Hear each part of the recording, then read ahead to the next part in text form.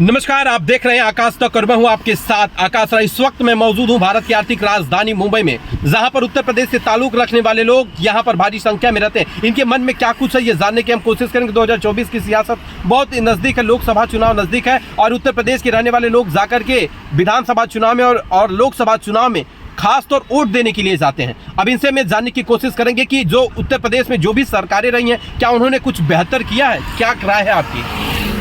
हमारे लिए तो कोई काम नहीं किया है, कोई सरकार नहीं काम किया है। हम लोग यूपी से यहाँ आके कमा रहे हैं, धक्के खा रहे हैं, सब कुछ कर सुनना पड़ रहा है। वहाँ की सरकार कुछ हम लोग के बारे में नहीं सोचती है। सोचती तो हम लोग यहाँ नहीं होते। हम लोग को काम चाहिए, काम करते वहाँ भी पैसा कमाते, अपने घर परिवार के साथ रहते।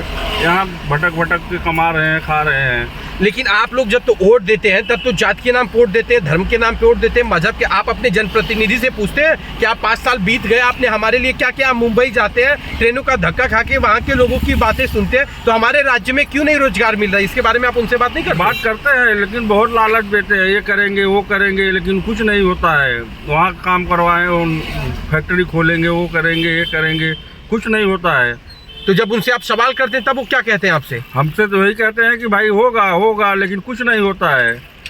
तो आप अभी 2024 में लोकसभा चुनाव आने वाले हैं, तो जो आपके जनप्रतिनिधि वोट मांगने के लिए आएंगे तो उनसे आप क्या सवाल करेंगे? हम यही सवाल करेंगे कि भाई हम लोग को वहाँ न जाना पड़े, ऐसा काम करो कि हम लोग को यही काम मिले।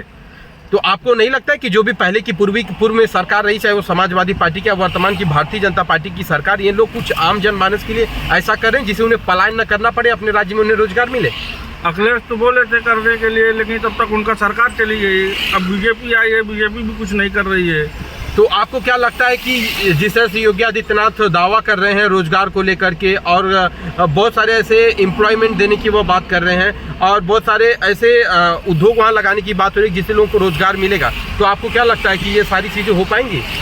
नहीं हो पाएगी मेरे ख्याल से, क्योंकि यहाँ पहली बात सब्सिडी, गैस सिलेंडर इतना सस्ता किए थे, फ्री में दे रहे थे, उसका भी अब सब्सिडी नहीं आ रही है, कुछ नहीं मिल रहा है, सब परेशान है। मतलब महंगाई का असर आम जनमानस पे पड़ रहा है? पड़ रहा है। अच्छा, आप मुंबई जैसे शहर में रिक्शा जब चलाते हैं या टैक्सी चलाते हैं, तो यहाँ के लोग आपके साथ कैसा बिहेव करते हैं? इनका व्यवहार कैसा रहता है? व्यवहार यहाँ का जैसे बहुत लोग सही है, और लोग तो भाई, और हर आदमी हर किसी का है नहीं।